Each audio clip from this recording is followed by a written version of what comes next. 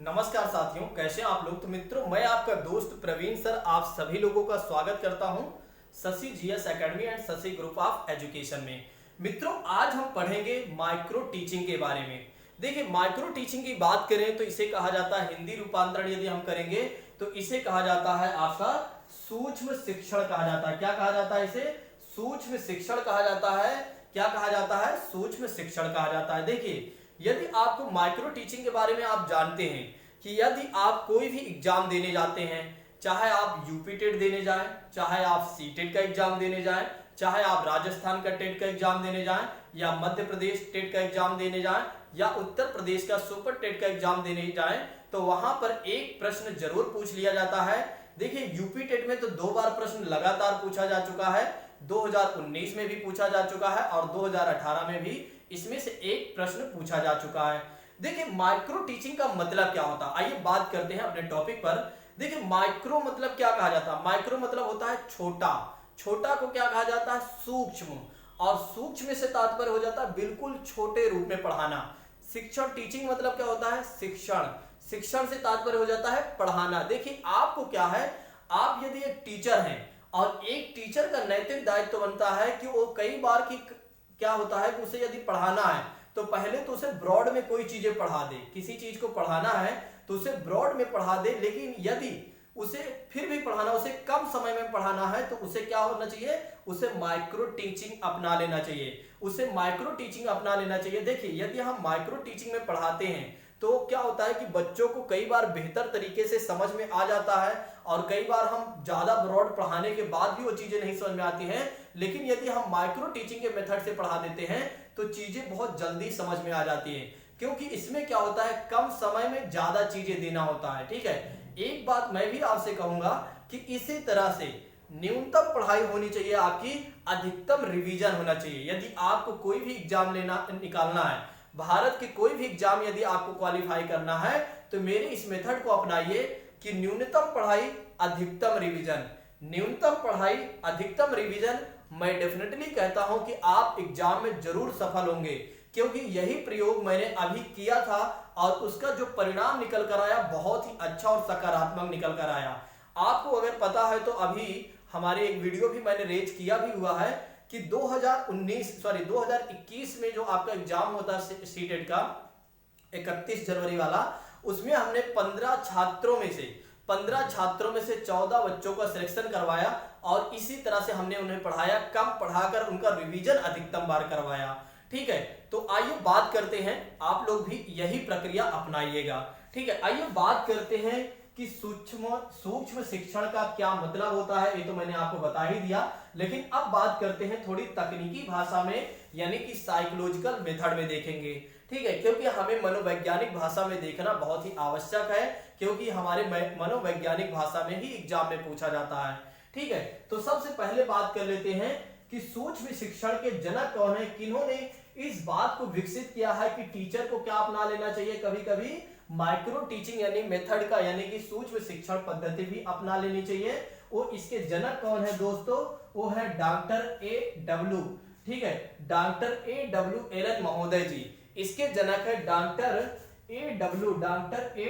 Elon महोदय जी ने इसको एक तरीके से विकसित किया था, या इसके जनक माने जाते हैं डॉक्टर A.W. एलन जी। भारत की बात करें तो भारत की यदि हम बात करें तो भारत में इसके जनक कौन माने जाते हैं? Doctor D.D.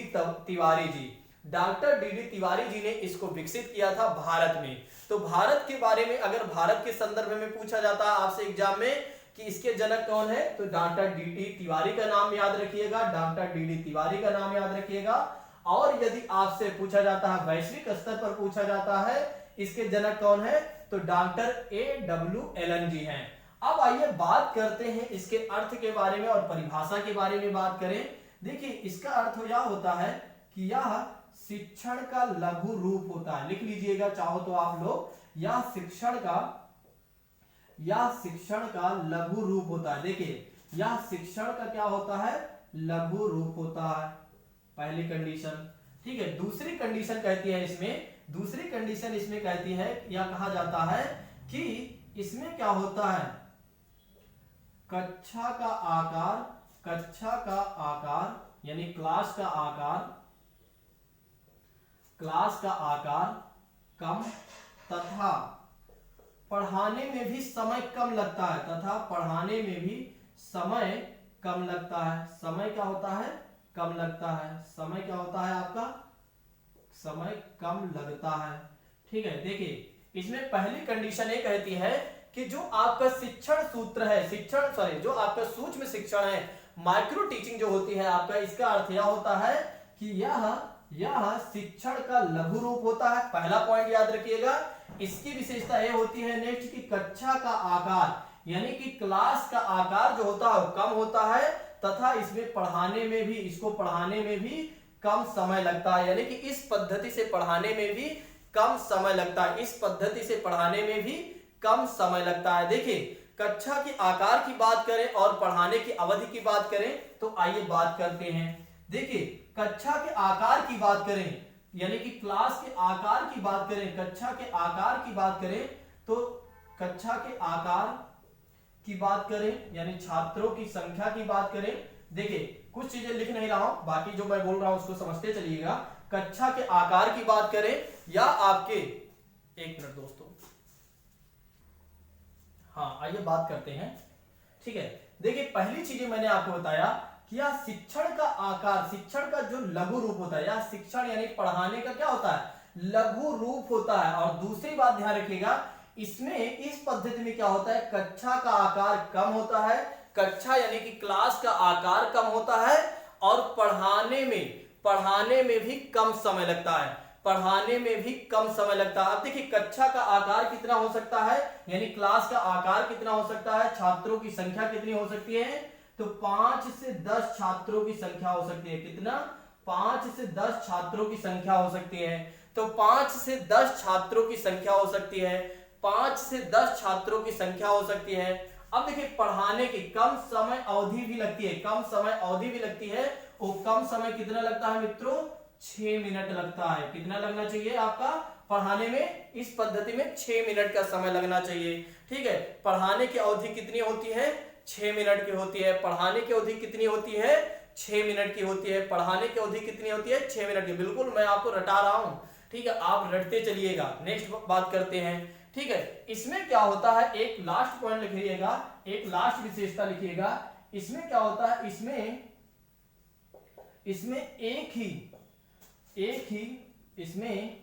एक ही शिक्षण कौशल पर बल दिया जाता है। इसमें क्या होता है? इसमें एक ही शिक्षण कौशल पर बल दिया जाता है। इसमें एक ही शिक्षण कौशल पर बल दिया जाता है। बिल्कुल जो मैं आपको लिख रहा हूं यही 2019 में यही क्वेश्चन सीधा पूछ लिया गया था, जो मैं आपको लिखकर बता रहा हूं। इसमें क्या होता है? एक ही शिक्षण कौशल पर बल दिया जाता है। एक ही शिक्षण कौशल पर यानी कि एक ही स्किल पर क्या होता है? पढ़ाया जाता है। यानी कि एक ही स्किल में क्या किया जाता है? टीचिंग की जाती है। ध्यान रखिएगा, ये हमारे एग्जाम में पूछा जा चुका है। ये हमारे एग्जाम में पूछा जा चुका है। कब पूछा जा चुका है? 2019 में पूछा गया। 2019 में पूछा गया है कि क्या इसमें एक ही शिक्षण कौशल पर बल दिया जाता है? तो हाँ दोस्तों, एक ही शिक्षण कौशल पर बल दिया जाता है। ठीक है, नेक्स्ट आइए बात करते हैं कि भारत में सूक्ष्म शिक्षण का पूर्ण चक्र कितने मिनट का होता है? देखिए भारत में सूक्ष्म शिक्षण का, भारत में सूक्ष्म शिक्षण का, सूक्ष्म यानी पढ़ाने का, सूक्ष्म शिक्षण का चक्र कितने मिनट का होता है? चक्र कितने मिनट का होता है? तो चक्र कितने मिनट का होता है दोस्तों? 36 मिनट का होता है। कितने मिनट का होता है? 36 मिनट का। ये भी ध्यान रखिएगा, जो पढ़ाने का भारत में सूक्ष्म शिक्षण यानी माइक्रो टीचिंग, भारत में माइक्रो टीचिंग करने का कितना समय होता है दोस्तों? भारत में माइक्रो टीचिंग करने का कितना समय होता है? वो 36 मिनट का होता है। कितने मिनट का होता है?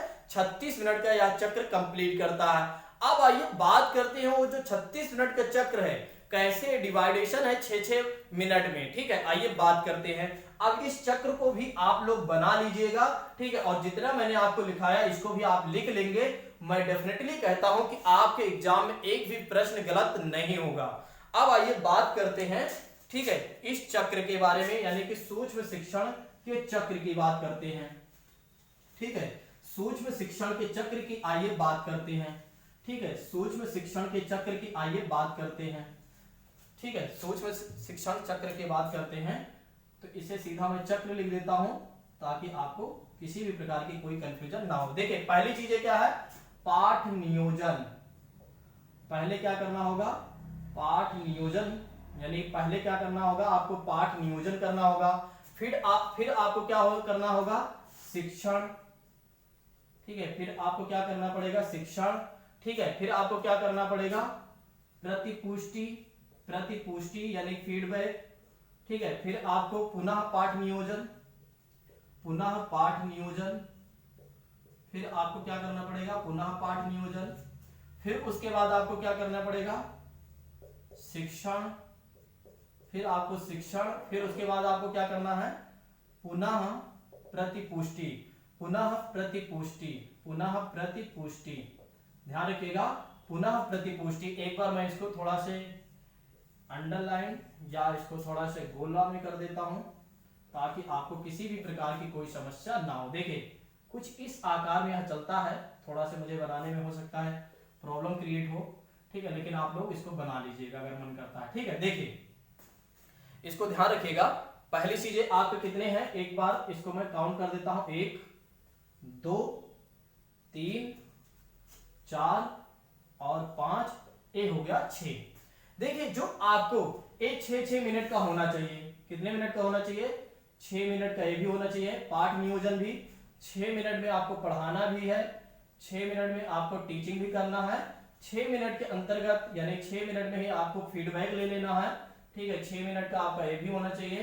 फिर 6 मिनट में पुनः पाठ नियोजन कर लीजिए, 6 मिनट में पुनः पाठ नियोजन कर लीजिए। फिर आपको 6 मिनट में दोबारा टीचिंग कर लेना है। ठीक है, पुनः शिक्षण करना है 6 मिनट में। ठीक है, फिर आपको क्या करना है, 6 मिनट में आपकी क्या होनी चाहिए, 6 मिनट में आपकी क्या होनी चाहिए, 6 मिनट में आपकी क्या होनी चाहिए, पुनः प्रतिपुष्टि होना चाहिए। तो पुनः शिक्षण यहां लिख लीजिएगा, सॉरी।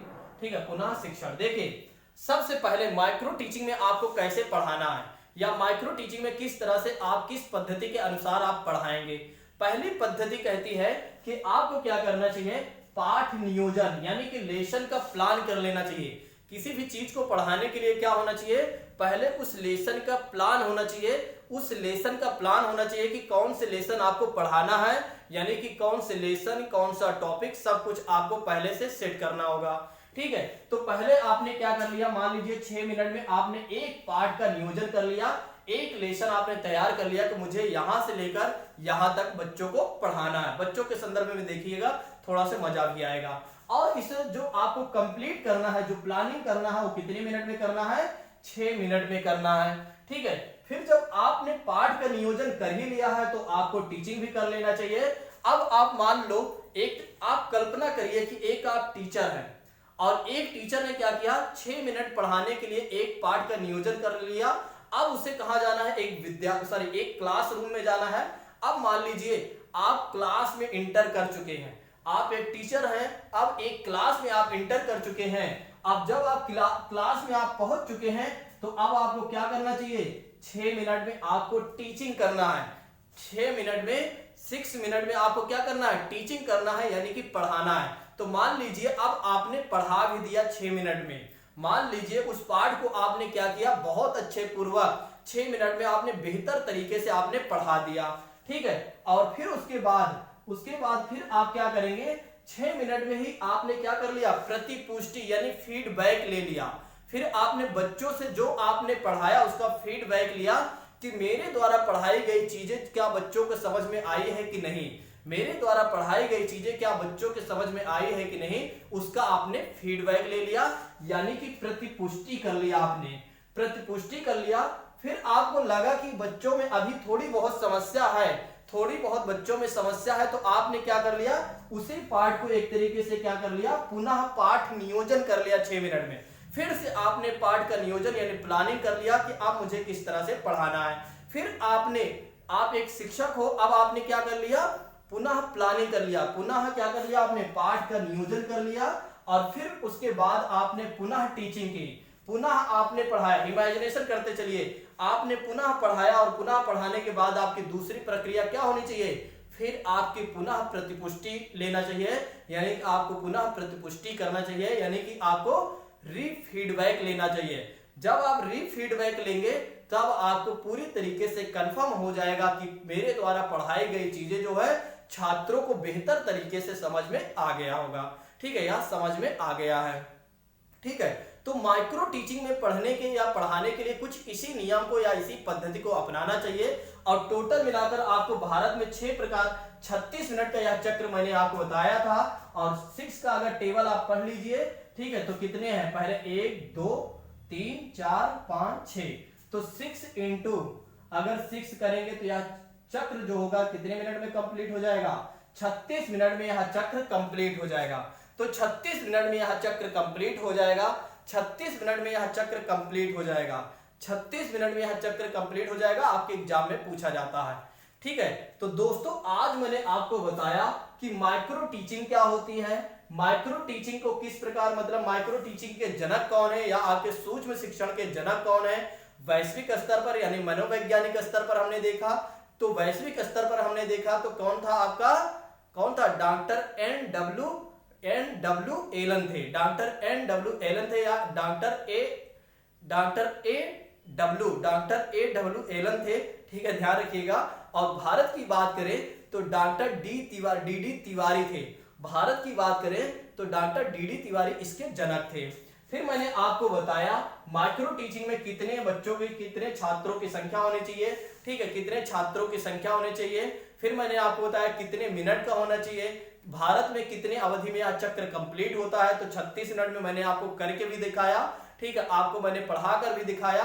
अब आप लोग क्या करिएगा, नोट्स बना लीजिएगा, अगर चाहिएगा नोट्स बना सकते हैं, नहीं तो यदि आप जैसे मैंने आपको इमेजिनेशन करवाया है, मात्र मेरे पढ़ाने के बाद 3 मिनट आप इमेजिनेशन कर लीजिएगा, कल्पना कर लीजिएगा। मैं डेफिनेटली कहता हूं कि आपके एग्जाम में एक भी प्रश्न गलत नहीं होगा यदि आप बेहतर तरीके से समझ गए होंगे तो। ठीक है, तो आज की क्लास को हम यहीं पर समाप्त करते हैं, आज की क्लास को यहीं पर विराम देते हैं। नेक्स्ट क्लास के लिए आप लोग इंतजार करिएगा।